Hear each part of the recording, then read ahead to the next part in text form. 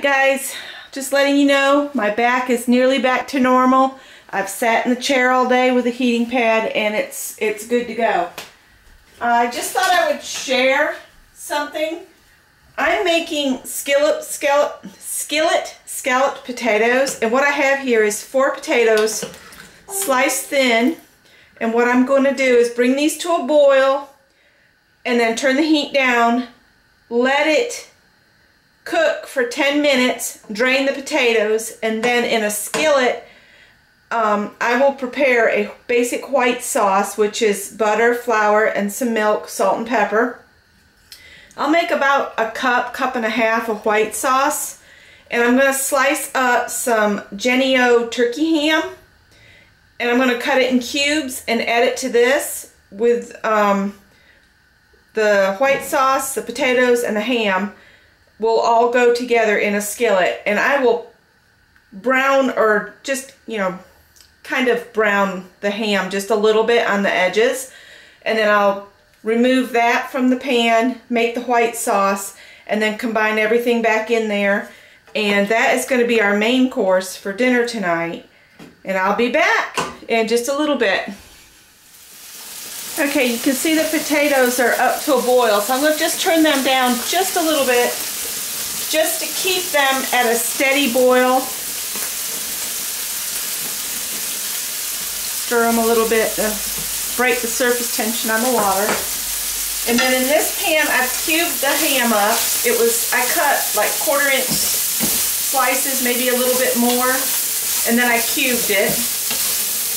And I'm just going to cook it until it's just got some brownness to it here and there. And then I'll take the ham out of the pan, and I'll put about a tablespoon and a half of butter in here. I know those that are weight conscious are going, ooh, butter, but it adds flavor. I'm sorry, butter adds flavor. So I'm going to make a white sauce, which is about a tablespoon and a half of butter and about the same amount of flour, and cook those two together to make a roux. That's what a roux is your butter and flour. And then when it thickens, you can let it brown a little bit if you like it that way, but I'm going to try to keep mine a basic white sauce so it looks white. And I'll add the milk, and then once it starts to thicken a little bit, I'll add salt and pepper, and I'll put the ham back in. And then when the potatoes get done, we'll drain the potatoes. See how this is getting brown?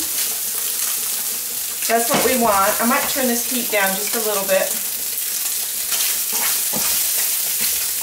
And then I'll add the potatoes to this, and then I'll clean this pan out, and I'll cook some other vegetables in it, and I'm going to make a salad. So we'll have a couple vegetables with our potatoes and ham. I think I'm going to make that salad. I really need to. Hopefully the greens I bought on Friday are still good. But I think this is just about right. So I'm going to stop this here and get this out of the pan and start the roux. Alright, I'm going to bring you in just a little bit closer and raise you up just a little bit. There we go. Alright, I've got some butter melted here, and now I'm going to whisk the flour in with it. It's about a tablespoon and a half of flour, and I sprinkle it over the surface.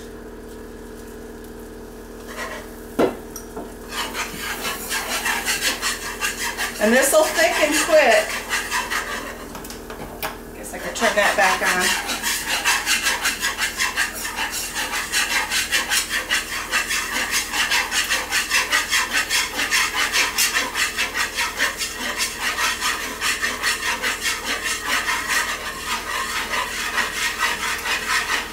I just don't want it to brown a lot because I want it to stay white and not turn tan.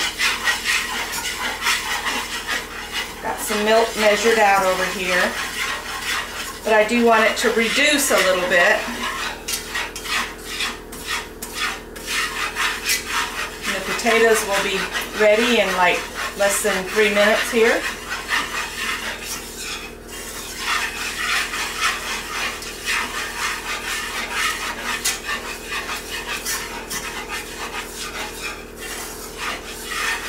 Might need just a little bit of flour more.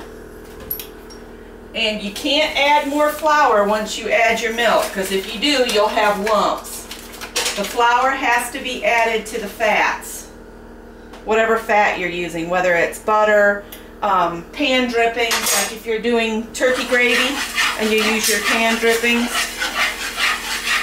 Make sure you get enough flour now. You can't add more later.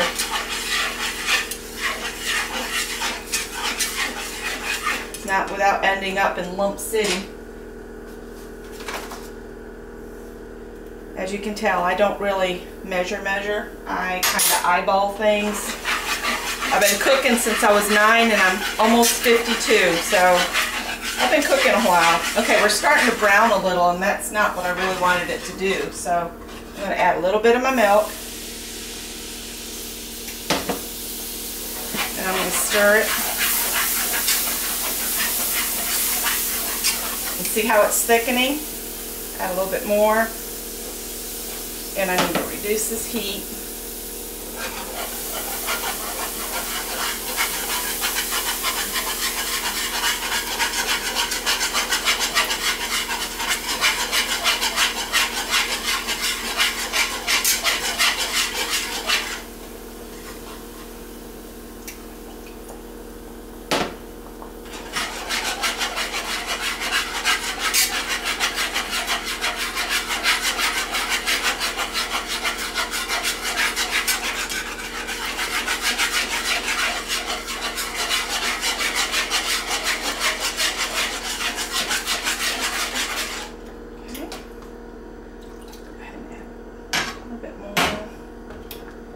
Got my heat too low now.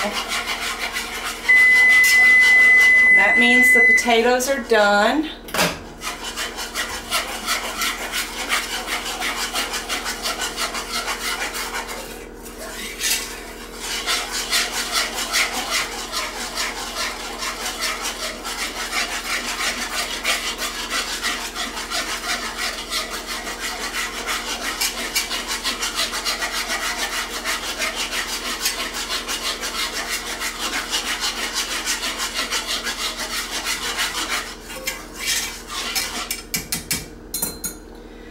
Strain these.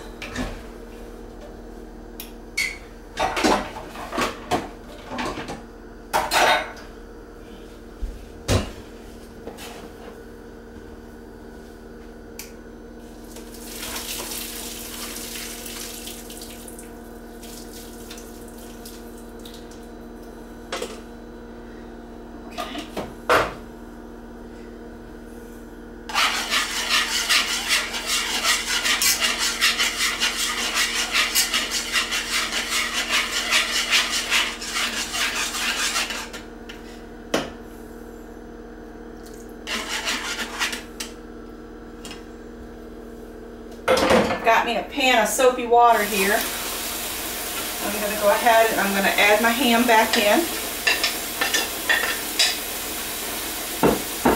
Take that whisk out.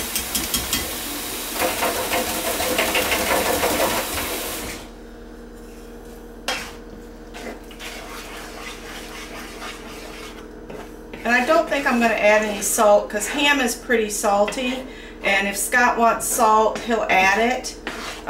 We don't eat a lot of salt.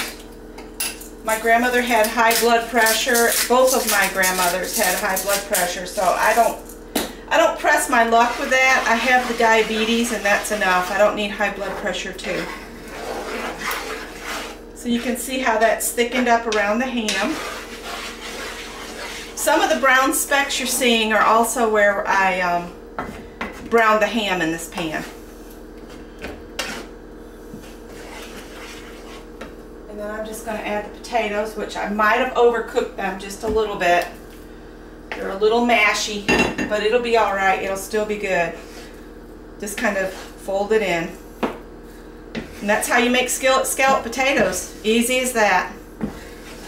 Now I just have to wait on Scott to get home. I'm going to put together a salad from the items I have in the fridge. And we're going to have some, what did I pull down here?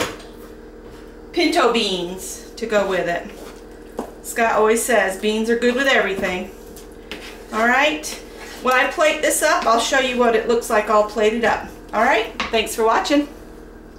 All right. So what you got here is 2 salads for dinner tonight, a salad for Scott's lunch, and some of the scalloped potatoes with ham and beans for his lunch, and our 2 plates ready for the microwave. And that's how we stretch our meals. We get dinner plus his lunch. So that's a meal he's not buying out at like $7 to $14.